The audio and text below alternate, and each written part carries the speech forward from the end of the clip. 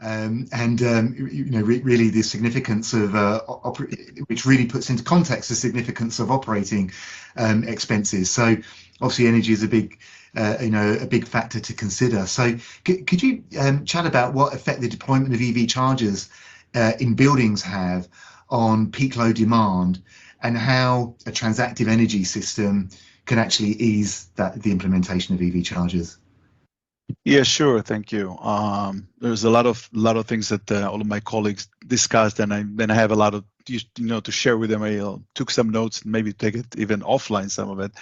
But I want to start with that for the audience over here, that you can all see how you need many players in this industry, new thing that's happening right now, which is electric vehicle and electrification. You need a lot of players in this market in order to complete this solution for a very complex ecosystem. And the ecosystem that we see right now is from the vehicles and telematics, is from the chargers, the type of chargers, is from the energy, and a lot of bit in between. And I'll talk with you a little bit about, to your question about the power and what we see over there and what do we do in terms of software. Because as a reminder, we looked at, as a software company, we looked at two areas, the mobility revolution and the energy revolution. So let's talk a little bit about the energy revolution. We do not have necessarily enough power, as my colleague just said, to support any site right now. And it doesn't matter if it's a DC charger, which is the direct current for all the new guys here, the strong chargers, the one that can fill up your car with 10 minutes, or trucks and so on, or the AC, which are smaller one and so on. It doesn't matter. You cannot just decide right now at a building, right, as a building owner, to place 20 chargers because you don't know if you have enough energy. Now, one thing, of course, is to pick up the phone and call the utilities and let them upgrade the power for you and so on. Good luck with that. It's very expensive. It will take a lot of time. The timeline, the lead time right now for transformers in this market is about 18 months. So again, good luck. It will take some time, and there are priorities. Trust me, they have a lot of priorities right now going on. Everyone here on the panel probably know. So what do?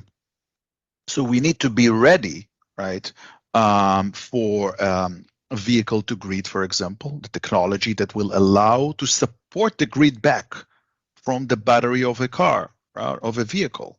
So there is a technology around that, right, which as a software company, obviously we are aware of that and supporting that and piloting that right now in Europe and other places around the globe.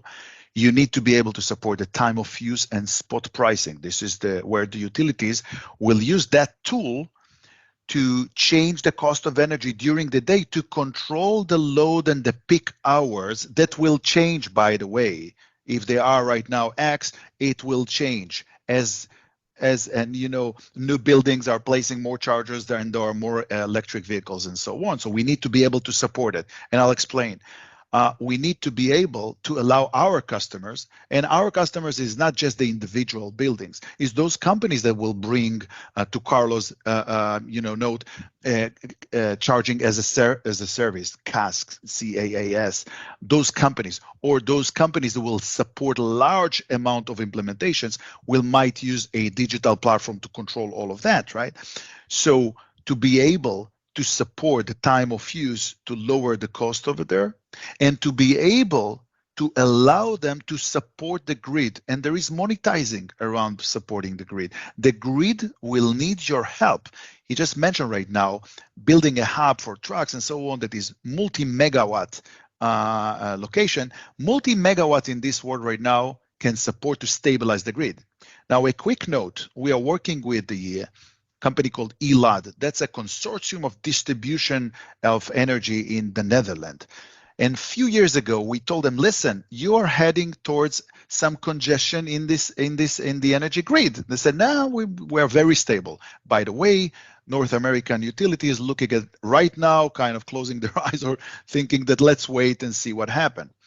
And it happened, meaning that as of today, because of electric vehicles, there are peak hours where they cannot support and we have graphs that shows that the electric vehicles destabilize the grid. So they need to work on that, and they are working on that right now. What do we do as a software? One of the things that we can do, and even if you take per building, we know how to build on the software the topology of a site. We can see the chargers, how many chargers you want to put there, or how many chargers you already connected. We can see who are the other consumers, the building, HVACs, and so on. We can see renewables that you might have on site, solar, wind. We can see battery storage, and we can elaborate on that later on today. And all of them orchestrated together and allow you as a building, or again, as an operator, to assign smart energy policies. For example, spread evenly the energy. Do not exceed X amount of energy. See the cost of energy during the day and use policies in order to decide when to charge, what to charge, how much to charge.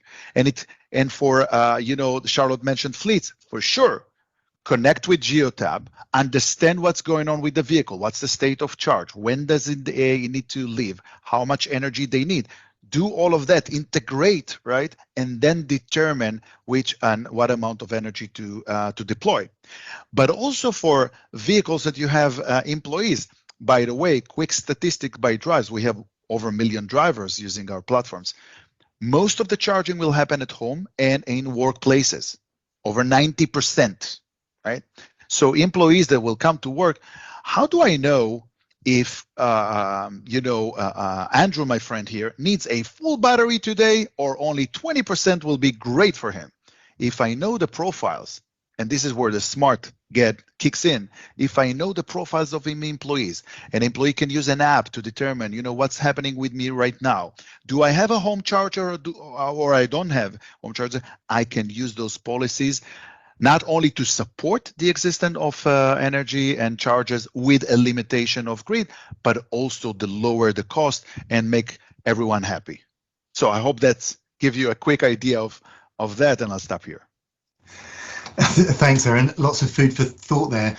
But one question I'd like to just dive in a little bit is the 18-month wait for transformer upgrades, and there's obviously a huge issue getting power to the sites. What's driving that timeline?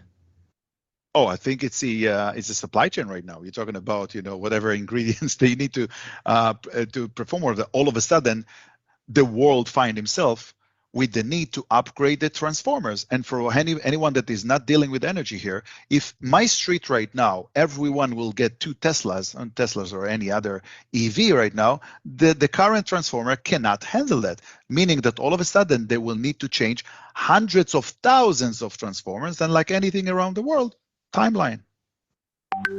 Okay, thanks very much. And obviously we spoke about the long timeline to get grid hookups. So could you just take just for a few minutes, because I do want to go to Greg to touch on reliability as well, but could you chat about distributed energy sources and the role that they can play in charging infrastructure and how you can manage them? Yeah, absolutely. I love the conversation, because you see that how all the pieces are connected now and why we need to look at all of the aspects in order to bring the right solution per segment, per locations, and so on. So the integration with the the assets, the battery storage that we'll see inside, the renewables, etc.